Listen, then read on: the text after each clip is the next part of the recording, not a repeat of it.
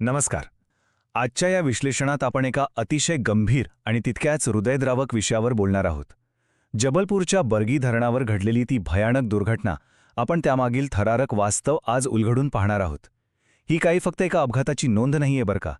ही कशी घटना आहे जिथे एका बाजूला एका आईची ममता आणि दुसऱ्या बाजूला आपली संपूर्ण प्रशासकीय यंत्रणा हे दोन्ही आमनेसामने उभे ठाकले होते. आता ही परिस्थिती पहा, कुणालाही हादरवून सोडेल अशीच आहे.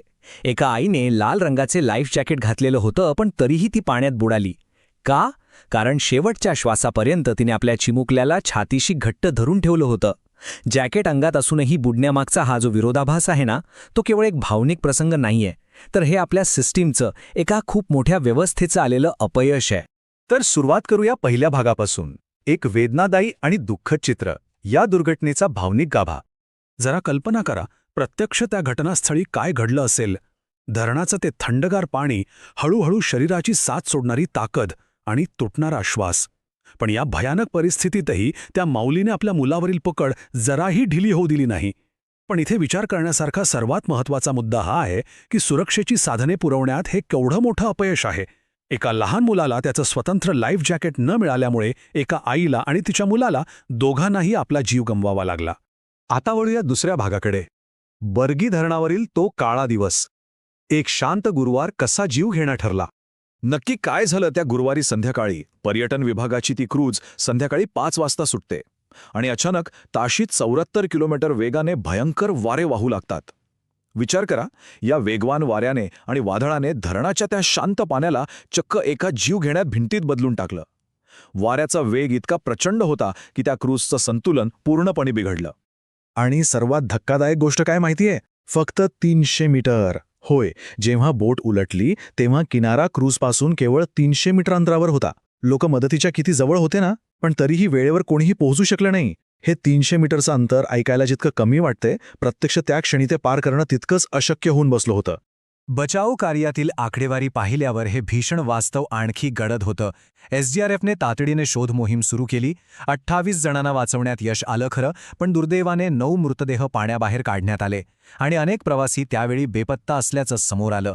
अनेक कुटुंबांवर या एका घटनेने कधीही न भरून निघणारा आघात केलाय. आता आपण तिसऱ्या भागाकडे येऊया. हाव आणि प्रशासकीय अपयश, दुर्घटनेमागील मानवी चुका. ही मानवी चूक कशी घडली हे या आकडेवारीतून अगदी स्पष्ट होतंय पहा. त्या बोटीची अधिकृत प्रवासी क्षमता किती होती? तर फक्त 29.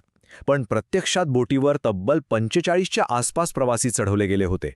विचार करा, निव्वळ जास्त पैसे कमावण्याच्या लालसेपोटी क्षमतेपेक्षा जास्त लोकांना बोटीवर कोंबण्यात आलं आणि साहजिकच ह्यामुळे बोटीचा समतोल बिघडला आणि ही भयंकर दुर्घटना घडली. आता सुरक्षेचे नियम काय सांगतात आपल्याला? तर प्रत्येक व्यक्तीसाठी एक लाईफ जॅकेट असणं अनिवार्य आहे. पण बर्गी धरणावरील वास्तव याच्या अगदी उलट होतं. बोटीवर पुरेशा प्रमाणात लाईफ जॅकेट्स उपलब्धच नव्हती. परिणामी एका आईला आणि तिच्या लहान मुलाला एकाच जॅकेटमध्ये सामावून घेण्याची वेळ आली. ही केवळ चूक नव्हती, तर हा एक अत्यंत गंभीर आणि अक्षम्य असा निष्काळजीपणा होता. यानंतरचा आपला चौथा भाग आहे, लाईफ जॅकेट का अपयशी ठरले? प्लावकतेचे भौतिकशास्त्र विरुद्ध मानवी हतबलता. आता इथे थोडं विज्ञान समजून घेऊया. लाईफ जॅकेट काम कसं करतं?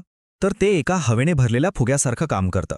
त्याची मुख्य रचना ही केवळ एका प्रौढ व्यक्तीला पाण्याच्या पृष्ठभागावर तरंग ठेवण्यासाठी केलेली असते. त्या आईने घातलेलं ते लाल रंगाचं जॅकेटसुद्धा याच साध्या नियमावर आधारित होतं. पण प्रत्यक्ष पाण्यात जेव्हा जगण्याची धडपड सुरू होती, तेव्हा तो संघर्ष अक्षरशः विज्ञानाच्या नियमांशी होता. लाईफ जॅकेटची वरच्या दिशेने ढकलणारी जी प्लावक शक्ती असते, ज्याला आपण बॉयन्सी फोर्स म्हणतो, ती फक्त एकाच व्यक्तीचं वजन पेलू शकते.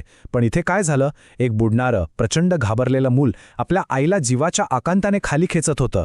त्या मुलाचं अतिरिक्त वजन आणि त्याची ती धडपड या सगळ्यापुढे त्या जॅकेटची तरंगण्याची क्षमता अक्षरशः अपुरी पडली. जॅकेटचं विज्ञान त्या दोघांचं एकत्रित ओझं पेलू शकलंच नाही. त्यामुळे इथे लक्षात घेण्यासारखा सर्वात महत्त्वाचा मुद्दा हा आहे की हा काही विज्ञानाचा किंवा त्या उपकरणाचा दोष नव्हता. हे 100% मानवी अपयश आहे. जर त्याची मुखल्याला त्याचं स्वतःचं वेगळं सुरक्षेचं साधन दिलं असतं ना, तर जॅकेटवर तो अतिरिक्त ताण आलाच नसता. सुरक्षेचे अत्यंत साधे प्राथमिक नियम जरी पाळले असते, तरी ही संपूर्ण दुर्घटना टाळता आली असती. आणि आता आपण पोहोचलोय शेवटच्या भागावर. हे बलिदान व्यर्थ जाणार का? दुर्घटनेनंतरची जबाबदारी.